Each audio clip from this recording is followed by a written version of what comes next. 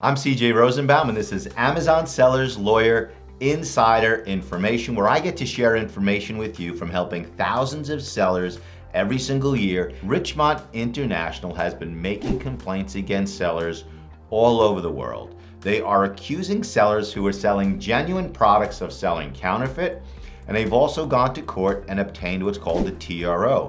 TRO stands for Temporary Restraining Order, and what happens is this. A company goes to a courthouse, usually the Northern District of Illinois, where the judges give these orders out like candy, and they tell the court, we are suffering counterfeit sales, and they do it in secret. Then before the lawsuit is ever provided to the sellers, they go back to that judge and they say, we need an order right now, freezing all of their accounts. You don't get to respond. You don't even know the order is being filed until it is issued and served upon you, and boom, your account is frozen, your bank accounts are frozen, Payoneer, payability, world currencies, everything is locked down. And then you're in a position of going to that courthouse and defending yourself, or hiring a lawyer to settle those claims. Now, we handle dozens, if not hundreds of these claims every single year. A lot of the claims are nonsense, some have merit, and if you contact us, we can give you an idea of where you are headed based upon the litigation, because we are involved in many of them helping sellers. If you are dropshipping, you have to review Amazon's policies.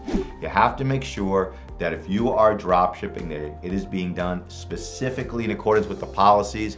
Amazon consumers cannot receive packaging from Walmart, Home Depot, Lowe's, any place else. It has to be done specifically under Amazon's rules, because when you get suspended and you're a dropshipper and Amazon wants an invoice, you don't have one because you didn't own the product before the consumer ordered it from you. Amazon has a fantastic program, the Neutral Patent Evaluation Program, where if you own the patent and somebody's violating, you don't have to expend the time and money to go to court. You can go through Amazon's program, and we have been remarkably successful. Robert Siegel, one of our fantastic attorneys here, heads that department, and he has won just about every single case that he's been involved in. It doesn't necessarily mean we're going to win yours. Every case lives and dies on its own merits. But if you have any questions, if you need to protect your patented product, okay, give us a call. We can tell you all about it, and you can decide how you want to do it. You can also make an intellectual property complaint through Amazon's system. Although before you do either, we strongly recommend you send a cease and desist letter. Used sold as new suspensions are spiking, okay? Both listing suspensions and account suspensions. Across the board, Amazon sellers generally do not sell used products. You don't. You sell new products. You source new products, you send new products over to FBA, and Amazon delivers them to consumers. They accept returns with nobody with any significant ability reviewing them. They go back into inventory, they go back out to consumers, and boom, you get hit with a used sold as new because somebody else bought the product, opened it, and sent it back to Amazon, and they didn't identify it as a product that should never go back out the door. We have every single one of our 6 books available for Amazon sellers to download for free.